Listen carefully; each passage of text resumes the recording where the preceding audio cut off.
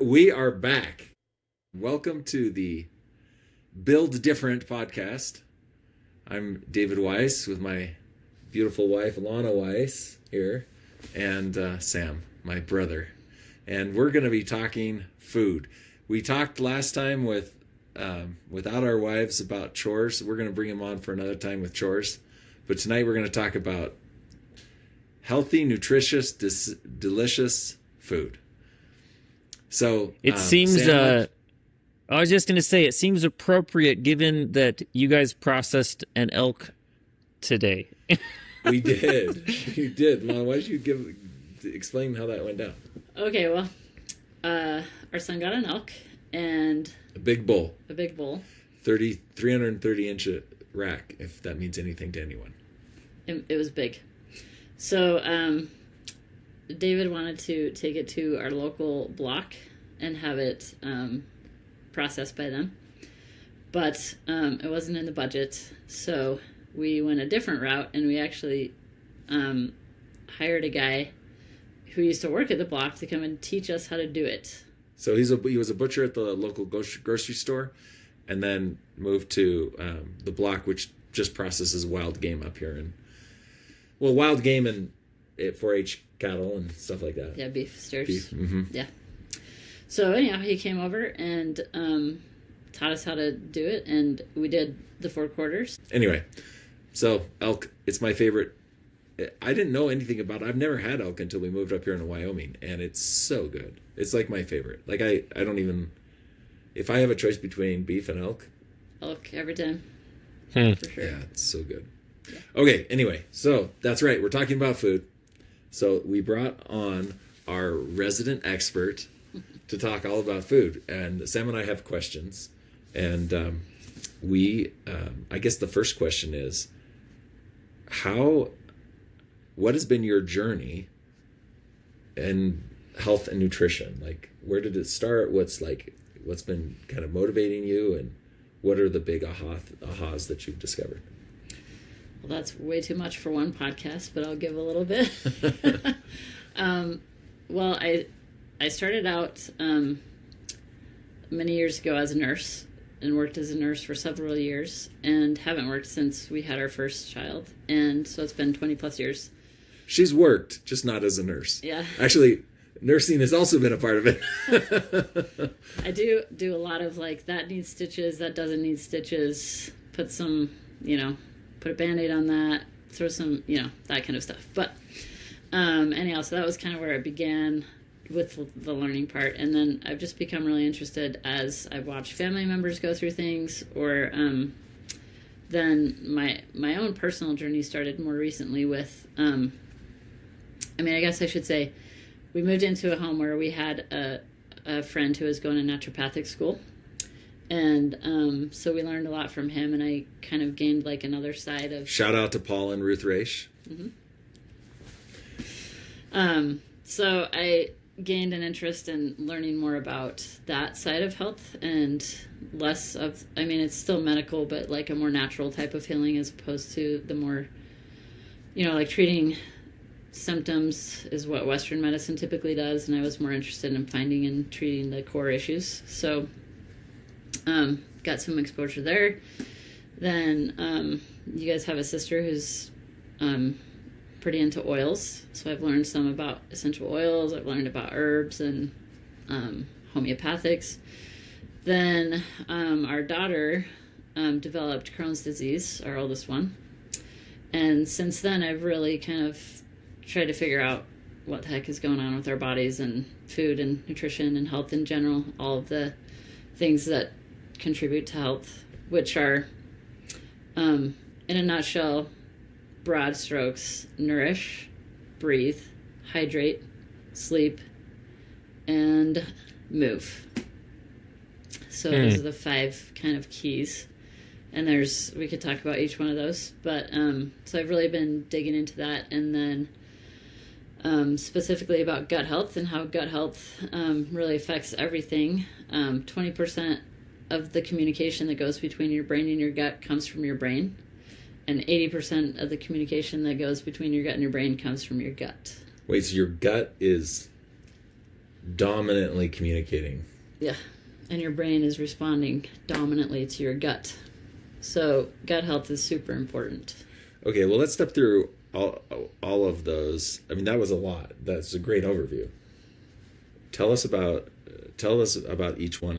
This will be a little bit surface, but it's a good start. So, nourish, there's kind of 3 F's that you want to focus on. One of them's not actually an F, it's a PH, but go with it. English. So you've got phytonutrients, fiber, and fermented foods. Okay, so break those down, because phytonutrients. Phytonutrients Nutrients. are... Yeah, so phyto is plant, right? I think. I don't know. I'm pretty sure that's the Latin root, but it is... Phytonutrients are things that come from plants. And the more colors you eat, the more variety of phytonutrients you get. And... Wait, how many plants are there?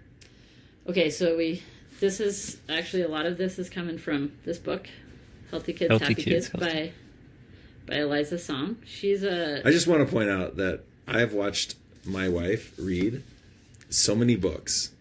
2 things about Launna you should know is, 1, someday we'll go on a vacation to like a beautiful beach, warm water, and I will be out there snorkeling, and Launna will be sitting on a beach chair with a stack of books. She's always been reading like mad, and this is probably triple-digit books, and this is the most recent one.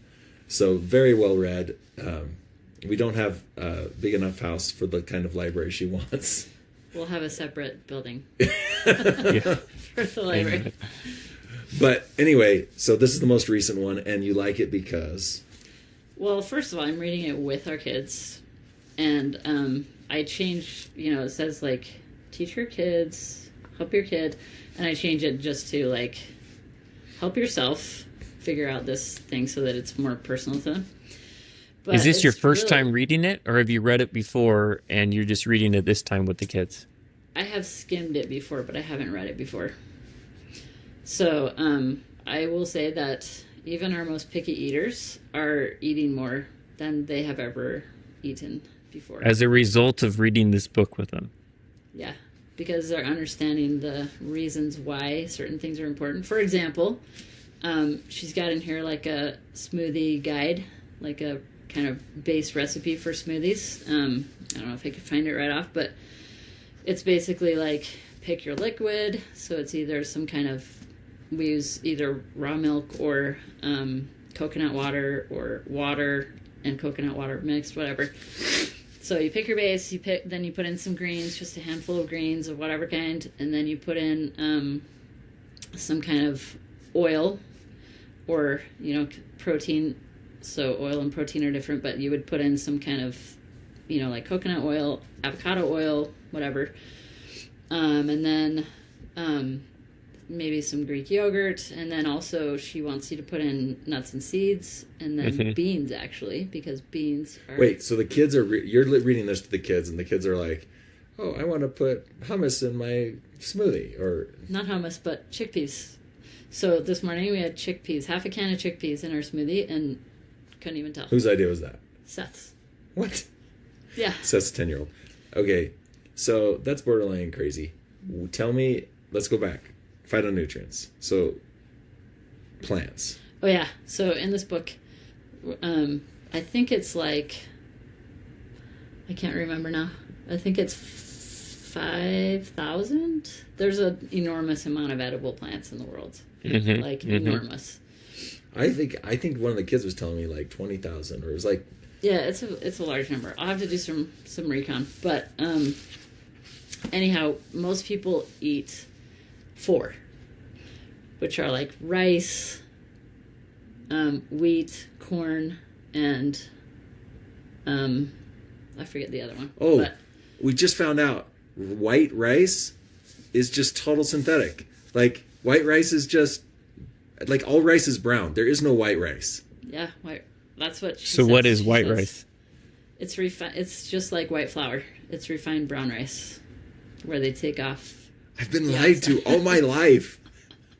So there's like 0 Interesting. nutritional value in white rice. 0. Is it like bleached like white flour? No, they just take off the outside, and I mean, I don't know. Actually, we should dissect a piece of rice and find out. Yeah. Yeah. Okay, so tons of plants that we're not eating. Tons of plants. We're so eating much like variety. so monoculture in our Yeah. gut as a consequence. Yeah, so one way to look at your gut is it's like a garden, and you want to have lots of plants growing, but not weeds. You want to get the weeds out. So there's prebiotics, probiotics, postbiotics, all that kind of stuff. That's how you feed your gut. And plants do that a lot because they've got fiber, and that's what the good bugs like to eat. I have a question about this. There are some people in the homesteading group. Community. Yeah. What's the gentleman's name who lives in Appalachia? Soliton. No. Joel? Oh, no, that's right. He's up there too. Justin Rose? Yes. Justin Rhodes has recently, but he deals with, I think, Lyme disease, and his diet, he is so he does better on like a more kind of a more meat diet. So one of the things he talks about is like nobody wants to, like, vegetables are gross, let the animal eat the vegetables, and you eat the animal, right? Go eat the meat. Let the animal eat all of the edible things that are on the ground. And I've heard other people mention that too. But what you're saying is, no, like the greens are an important part of not just the protein that comes from the meat. Yeah, I would say that I would probably disagree with that approach, just because you're not going to, yes, you're going to get some of the nutrients, but you're going to get a lot more like vitamin K from a handful of spinach in your smoothie that you're not going to taste anyways than you're going to get from eating a cow. 100%. Obviously, his medical condition, there are medical conditions out there, so consult your doctor and all this stuff. Okay, so phytonutrients, what's the other? Fiber. Yeah, so beans and legumes by far, like by double or triple, are way better for fiber than other things. You can throw them in your smoothie. Lentils are actually the highest. And protein too, right? Not so much. What's the best protein? Is it beans? So the best protein is actually animal. The easiest for your body to deal with is animal proteins because they come in the right format, and plants you have to like reassemble them and then use them in your body. So animal proteins are easier for a body to use as protein. That's one thing that I will say actually is most people are probably not getting near enough protein. So you need, let me think here, if you're trying to maintain your weight, then it's 1 gram of protein for every kilogram of weight. Per body day. weight. Per day. So you first got to figure out your kilograms of weight, because most of us do pounds, and then you want to get 1 gram of protein for every kilogram of weight. If you're trying to heal from something, you actually need 1.25, and if you're trying to bulk up and build muscle, you need 1.5. Make sure it's per kilogram, not per pound, because if you eat more protein than that, say like a bodybuilder, you can actually hurt your liver. So you don't want to get more than that, but that's the sweet spot. So like our wrestling boys, then they do 1.25 grams of protein per kilogram of weight, and the rest of us just do 1. So protein is critical. Sorry. No, I was. Yeah, go ahead. Protein is critical for so many things, but especially any kind of healing or just like rejuvenation of your body. So people are not getting enough protein. It's amazing. Okay, so I was sick earlier this year. Went to the doctor, and he. Sorry for the bounce. This barn we're in is not exactly Warm. Paragon. It's not warm, but it's also. It's just it's 35 degrees outside, and there's like, this is just plywood. There's nothing in here. Anyway, I was sick, and I went to the doctor, and my doctor's like, hey, you don't have enough protein in your diet. Your body's trying to rebuild and recover, and I didn't. And man, I was shocked. First off, that it helped so much, but secondly, I was like, oh my goodness, I am so protein constrained. It blew me away when he told us about that 1 1.25, 1.5 grams per kilo. Yeah. And I'm like, oh, that's a big change. Totally big change. Okay, so what's the last one? Plants. Oh, there's fiber, phytonutrients, Fiber. and then fermented foods. Okay, so what's the whole fermentation thing all about? Okay, I mean, it's so just like we need to have sauerkraut with our hot dogs, or what?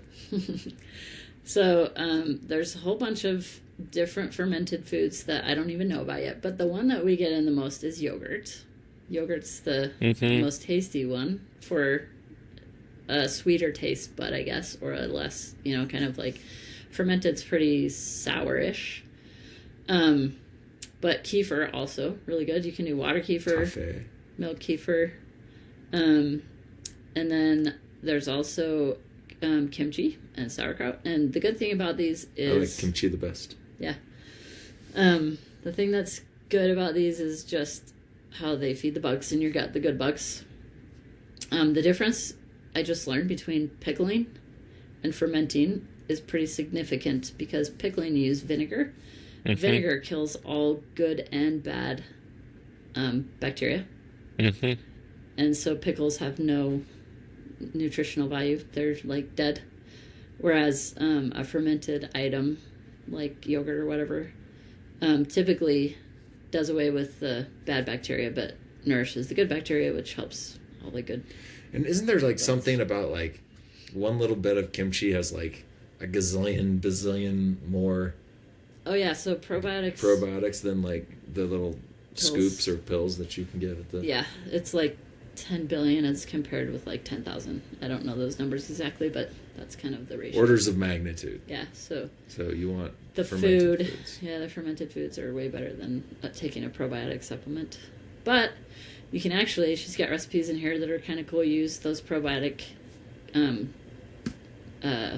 capsules, and you can open them up, and you can make fermented lemonade or raspberry lemonade or whatever. You just put one of those in there, and you put your raspberries in or blueberries and mash them up a little.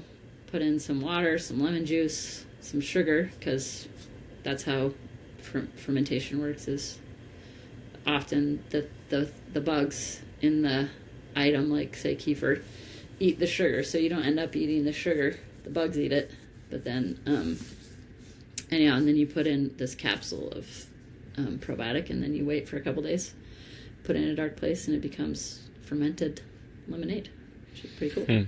Okay, so phytonutrients, fiber, fermented. Mm-hmm. Okay, can't believe I just remembered those. It's great. So why? A lot of people when they're talking, they want to eat healthy, and I know early on, like when we first got married, I felt like the food pyramid, and like it felt like I was fighting the system to some extent. Why? And a lot of people say, well, you can't eat healthy, but it costs a lot.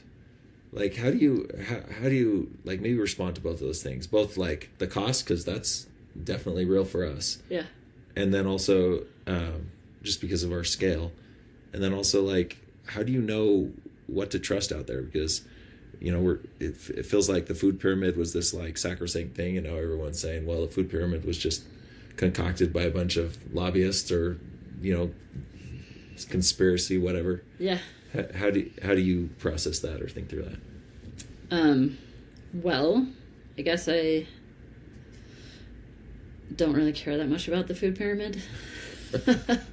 And I just kind of go to like fruits and vegetables are good. I mean, fruits, vegetables, and meats, especially ones that are wild or, grass-fed as opposed to grain-fed. Because grain-fed, they get a lot of glyphosates in them, which are really bad for us, which come from, the Roundup and whatever that people are using on the grains. So, I just think from what I'm learning so far, low carb is better, alkaline is better, and lots more vegetables and fruits, mostly lots more vegetables. Fruits are fine, but they've got more sugars.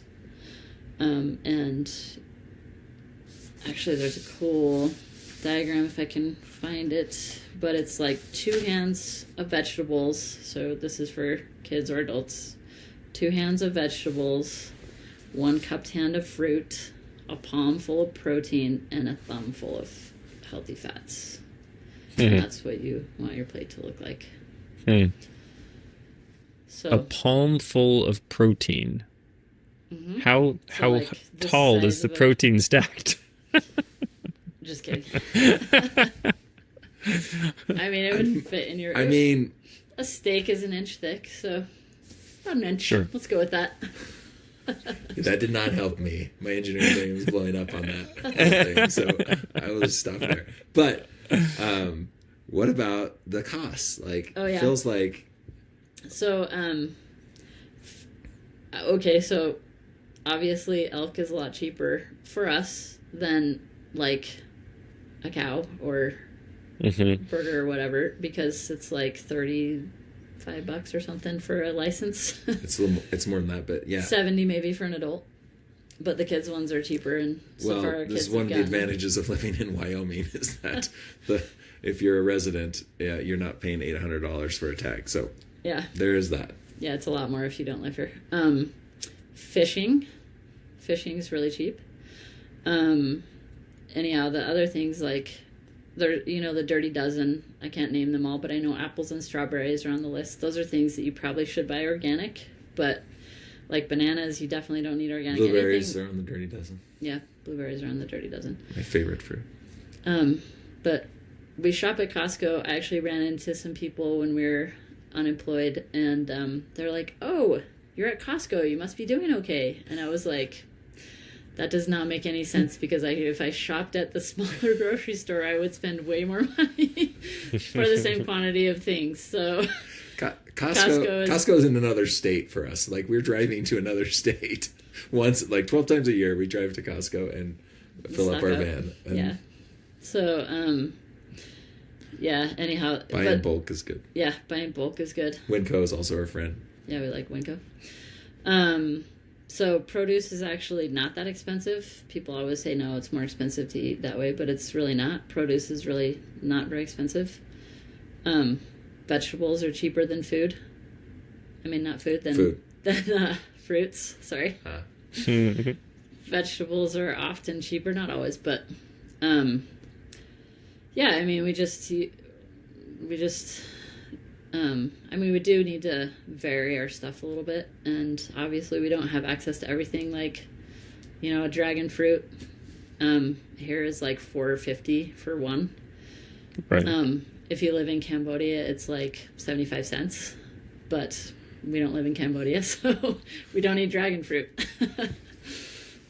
So are you as you're building out your menus, shopping or whatever, are you consciously thinking about large variety? Are you are you thinking, I'm trying to maximize the number of vegetables or I'm rotating? Yeah, exactly. Are you very intentionally doing that? Yeah. Recently I am. I haven't as much in the past, but recently I am. There's actually this cool thing again by Dr. Song. By the way, just a little bit more about Dr. Song. She was a regular pediatrician. She went to Yale and Berkeley and whatever. She went to all these, hoity-toity med schools and got her degree. And then she was being a pediatrician, and she's like, this is not helping. Like, I'm not actually solving problems here. I'm just treating symptoms. So she became what's called an integrative pediatric doctor. So she uses everything. She uses acupressure. Mm-hmm. She also uses oils, homeopathics, herbs, and then also medications as needed. But she tells several stories about like kids who are having full-on asthma attack, and she'll put, have the mom rub some kind of oil on this particular acupressure site while she goes to get the steroid breather, and she'll come back and the kid's fine. So, anyhow, that's a little bit about her. The variety, she's got this thing called POP, and it's plants on purpose. So you're trying to get POP, and we've started a little bit of a competition about who can get the most plants in one meal. So you can count all the fruits in the daybreak blend in your smoothie, plus the spinach, plus, all of that. And so you can have 8 plants in a smoothie. Legumes and stuff count as well because they're plants. So anyhow, her goal is to get at least 30 plants per week. But we're going to make that probably more like 50. We can probably do 50 plants a week. So have you? They don't necessarily have to be different, but just 50 plants in our meals throughout the week. So What are you gonna say, Sam? Well, just pause. They don't have to be different. So like you're having 5 different vegetables 50 times a week, or it sounded like earlier you were saying it's helpful to have diversity, a large variety. Yeah, the more diversity and variety you have, right? Yes, it counts. But I'm saying every plant you have in a meal, and even if it is the same 5 plants 10 times, so you get 50 in a week, that's better than not having. It's better to have more vegetables than to have less vegetables, just because you can't get variety. Makes sense? That's one thing that Paul told us, our naturopathic friend. He said it's more important to get fruit than it is to get organic. So if you can't buy organic, just look at the fruit. So anyhow, what were you going to say? So I'm thinking, you guys, like, you've got 23 years of kids. And obviously, like, when we get sick... 24. 24, is that right? I apologize. It's okay. So, I know all of your kids' birthdays, too. Just kidding.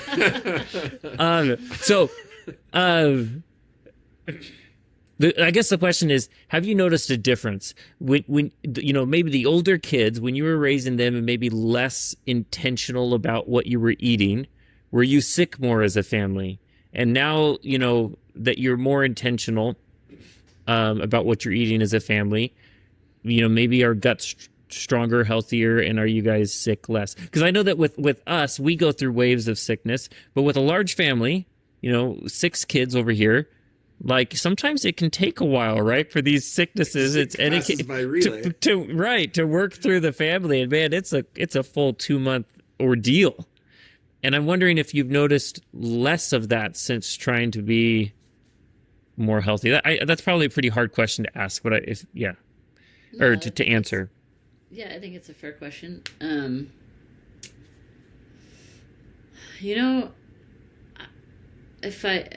If there's one thing I would say, it's probably that the kids are a little bit more sensitive to their bodies now.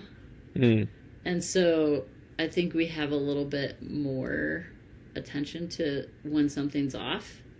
So it may feel like things are a little bit worse than they were before, but I don't think they actually are. I think they're just like more aware of what's going on. But as far as like actually sick, I think it's probably about the same. What I notice is, Halloween is upon us, and whenever, or even today. So today, wonderful friend of ours invited our family over to make caramel apples, which I love. Annual tradition. It's super fun, right? So all the kids go, and they get the caramel apples, and then they eat them. I have a runny nose. Well, yeah. Well, that's what. Yeah, you probably noticed that but what I notice is the like uncontrolled chaos. My goodness. Like their ability when they get sugar, their ability to self-regulate just like goes out the window, just disappears. They're just that is 100% true. Sugar is definitely, I do not like sugar. 100%. Like we do try to avoid it, and that's part of the thing about building up a healthy gut is that then you can have those like every once in a while you get off track, but your gut's strong enough to manage. So I think the other thing I would say is that with Rachel, when she first got diagnosed with Crohn's, the natural approach to that is chemotherapy, drugs. Yeah, Launna was an oncology nurse, and so she, when she got the recommendation to get these drugs, she was like, "Wait, Why would we do that? This is chemo. What are you doing?" And they're like, "Well, it's an autoimmune, so we've got to suppress the immune system." And then so then Rachel's like, "Yeah, people with Crohn's get really sick." I'm like, "No, people with Crohn's who take chemotherapy drugs, they get really sick because their immune system is suppressed on purpose. Anyway, Launna was just like, Mama Bear came out and she's like, no, Rach, we're gonna solve this another way. We're not doing this. And I don't think that would have happened had she not been in oncology and seen the effect of these drugs, you know. And anyway, Rachel's turned out to be, 4 years later. 4 years? Yeah, about 4 years. 4 years later, a great success story. Now she still has to be careful and whatever, but she's doing way, like, so much better. Yeah. And a huge part of that was her inputs. And I think that's what I would say is that I think I'm more sensitive now to like the emotional like component of food, meaning you can eat food and it will like mess with your mood. And now that I know that it's your gut talking to your brain, well, it makes total sense, you know? Mm. Yep. So, okay, so we talked about the nourish part. Do you want to talk about the other 5 things or like we can briefly? skim. Yeah, we can skim. So breathe. Your vagus nerve is your superhighway between your brain and your gut. Your vagus nerve actually touches every organ and part of your body. So your vagus nerve is super important. And one of the best ways to keep your vagus nerve healthy is breathing, like meditation type breathing, deep breathing. It helps if you breathe in, say 5, and then breathe out 7. So exhale just a little bit longer than you inhale. That helps your vagus nerve. There's lots of other things that help. Cold plunges help. Cold showers help. I will tell you, so our son David, he's in the Congo right now serving a mission for our church, and he in his senior year of high school, his doctor said, go do cold plunges. And we have 7 feet of snow and we have a creek over here that is very cold in the winter.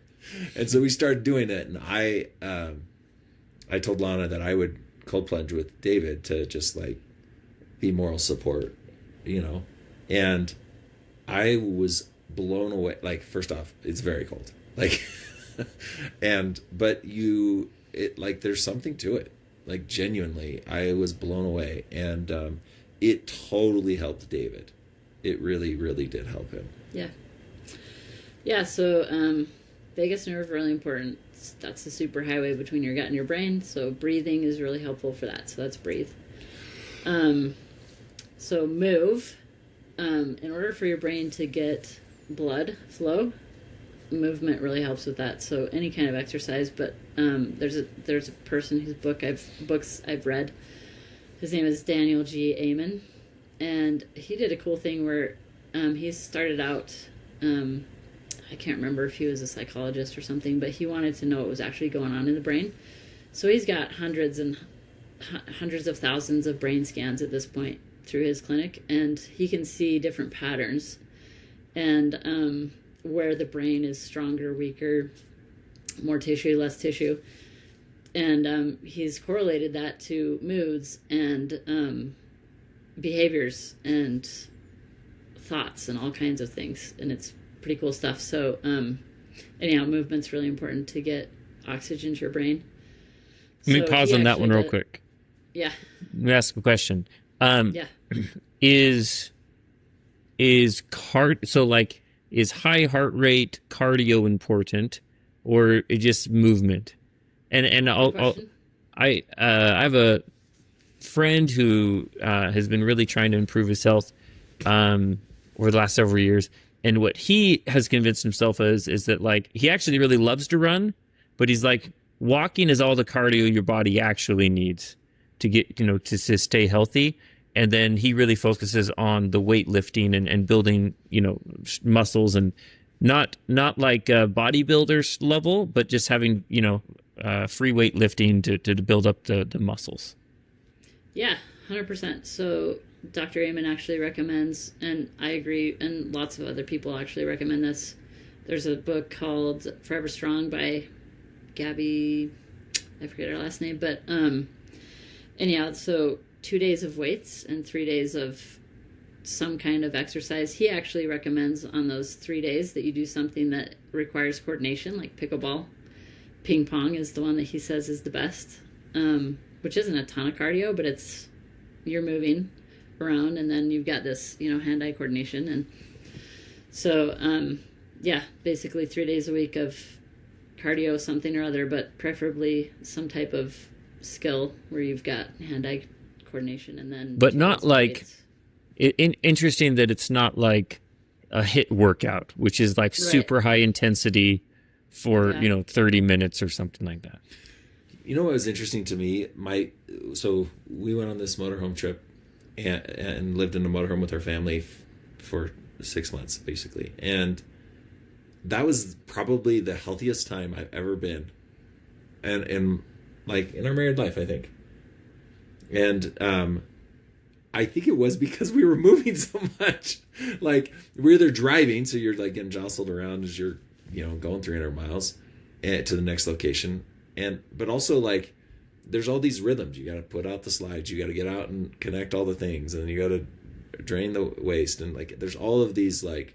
And then it's an active lifestyle. Every day you're having to set up and take down. Super active. And then... Interesting. My occupational hazard is sitting in front of a computer.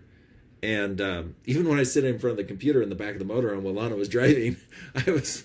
getting jostled around and having to like keep the laptop on my legs and program and stuff. Anyway, but then when I wasn't working, while we were getting out of the motorhome, we're not going to sit there in the motorhome. We're going to do an adventure, explore something here or there, whatever. That was we came back from that 6 months, and it was like a noticeable difference. So like I totally buy the movement thing, and I need to get better at that because. Right now, I'm definitely sitting a lot in front of my laptop. So. Yeah, yeah, for sure. Okay, so movement. Okay, move. Yeah, what's next? Let's see. We did breathe. We did move. We did nourish. So then it's sorry, it's getting late. Hydrate and sleep. So hydrate. Water is like just critical. I mean, our bodies are a large percent water. And everything needs to be flushed out. And so how much water are we supposed to get? Let's see here. I think it is. If Sam takes a drink. I'll have to remember the exact calculation, but it's like a. You can get apps for this. Download an app. It will tell you put in your weight or. But it's more than the 8. It's more than like the 8 cups or whatever. It depends on your weight. Honestly, it does. Like. He's going to need a lot more water than I do. It's basically half your body weight in water. It's basically that. It's not exactly that, but daily. Basically, yeah. I'm not getting enough water. And side note, I was doing a lot of fasting. We'll have to talk about menopause another time, but menopause has been messing with my body lately, so I've been studying a lot about that as well, which has a lot to do with nutrition and hormones and all that kind of stuff. Brain, like all the things are kind of tied together. But I've been chronically dehydrated, and I actually got kidney stones from that. I was fasting, trying to, help like kickstart hormone health stuff. Fasting food and water? I was actually fasting food and water, which I should not have done. Like very rarely should you fast food and water. Right. You should mostly just fast food and drink lots of water. So. And then also, not just water, but things that help your body. So you can make a really awesome, super cheap electrolyte drink with just like a lemon, 1/4 teaspoon of salt, tablespoon of honey. And if you want to kick it up a notch, then a little bit of apple cider vinegar. And that will hydrate your body really well. Launna makes the most killer version of this. And it's like a refined skill. Yeah. Sometimes she'll bring me my water bottle and... She kind of smiles, and I know it's like a lemon juice, but it's not bad for you, like lemonade is. Actually, for a while there, she was doing apple cider vinegar. Oh my gosh, I can't talk. Just shots. Cider vinegar. Yeah, it's like she was just like little cups, and she was doing them every morning. I can't remember what she was working through at the time, but she started swearing by him. She's like, I haven't been sick since doing this. This has just been amazing. Yeah. Yeah, apple cider vinegar is great. The reason that it's different from regular vinegar, which kills everything that's good and bad, is because it's fermented. It's got the mother in it, is what it's called. So if you get the You know, got to get the stuff with the. with the If you look at the mother in bottom of the thing, it looks nasty. That's what you want. Yep. So, yeah, it really helps with heartburn too. I mean, I don't know about for anyone else, but for myself, when I was pregnant and had heartburn, apple cider vinegar is what would fix it. That's Helps regulate your blood sugar. Yeah, it does actually. That's a trick, a little hack from the glucose goddess or something. Glucose Revolution person. Yeah, I think her name on social media is like glucose goddess or something. I think those are different. Are they different? Oh. Yeah, if you take Fact check that. somewhere between a teaspoon and a tablespoon of apple cider vinegar within 30 minutes either side of like ice cream, then your blood sugar will not spike as bad. So, little hack for when you do have the occasional treat. But you can actually make a really killer ice cream that's actually healthy. You just use whole cream. We use raw. Just regular old chicken eggs, the yolks, like 8 of them, with 2 cups of cream, and then vanilla and whatever flavor you want, and whip that up and freeze it. It's awesome. One of the things I noticed moving up here, we most of our married life we've lived in the city, so we moved out here into the mountains, and it's a little more rugged kind of living, but when we were living kind of more, let's call it suburbia, that suburban lifestyle, we were getting milk, but the milk was making everyone sick, and so we didn't get milk. And so then we got almond milk. And that was, and then everyone stopped getting, everyone wasn't sick to their tummy eating that. Well, then we come up here and find that there's this Shumway Farms has raw milk. And so I don't know how it came up, but we decided to try that. And all of a sudden, I'm like, this tastes great. Also, no one gets sick, and then all the kids start trying, and now we're drinking raw milk all the time. It's cheaper than almond milk. It's cheaper than almond milk, and it's better for you. And at least for our kids, it's for our kids because it's not nuked with the processing. And it's like, it seems like maybe this theory is a little bit overwrought, but it seems like the closer you get back to like the more natural or things in their like original form, that like things go better that way. Yeah, so the fewer ingredients on the list, and especially if there's ingredients, here's a guideline that someone told me. It's in one of the books I've read. If you can't find the ingredient on the grocery shelf, you probably don't want to eat it. So if you can't recognize it and go find it on the grocery shelf, then you probably don't want to put it in your body. And then this guy needs to go out and I don't know who, find out that red 40 is like neurotoxic. Is that right? Yes. Now you can't. Do you know Tootsie Rolls red 40 is in Skittles everything? Or... Like I know it's banned in other countries, but like not in America yet. And holy cow!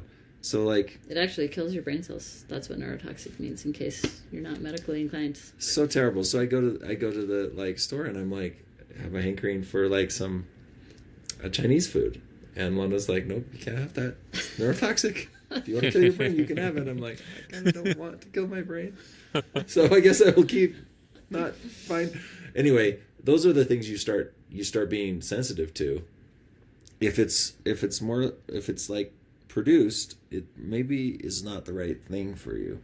Totally. Yeah, the less refined it is, the better. Even like an apple is different than applesauce you make yourself, which is different from applesauce you buy in the store. So yeah, the more processed it is, the more refined it is.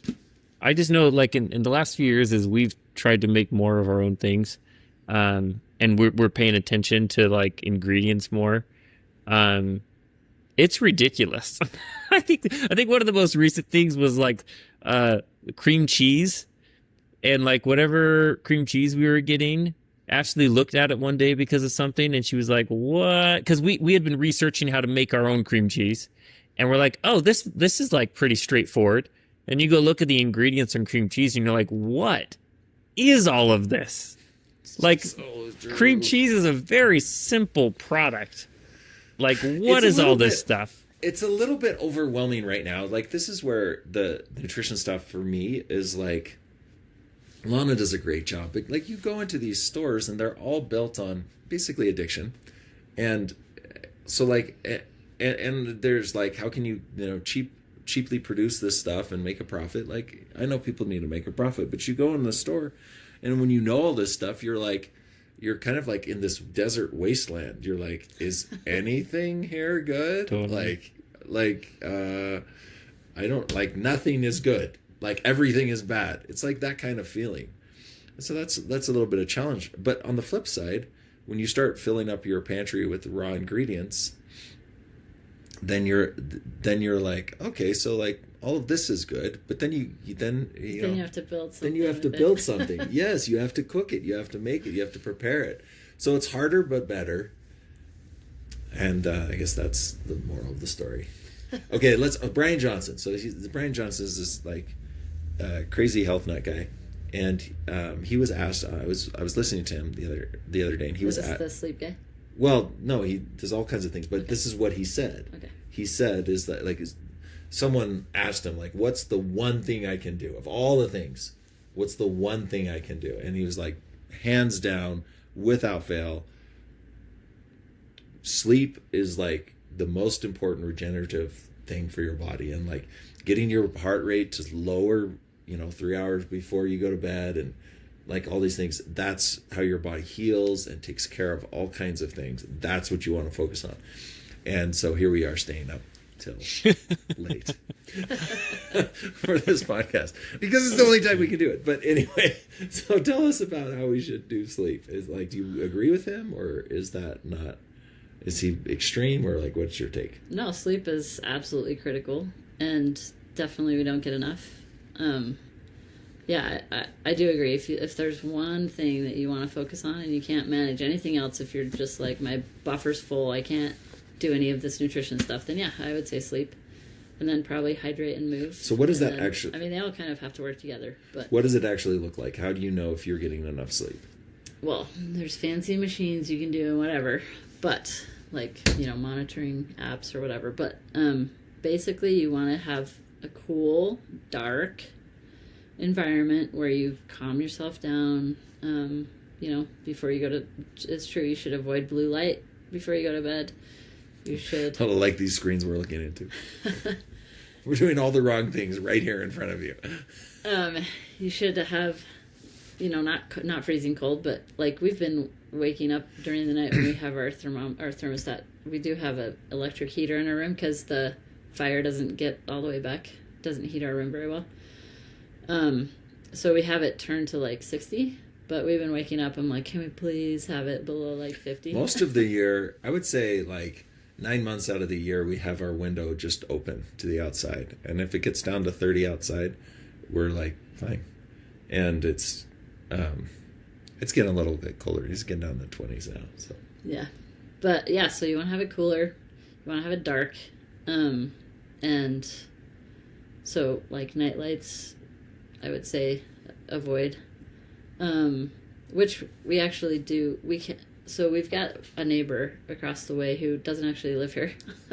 They come up like twice a year, and they have their porch light on all the time. So we actually got our kids that face that way, light blocking curtains because it's way too bright. Well, it's not. It's on, but also one of them is like detecting, like, so it's off and on. Off and on. Yeah, it's a little bit jarring. Yeah, totally. So, yeah, dark.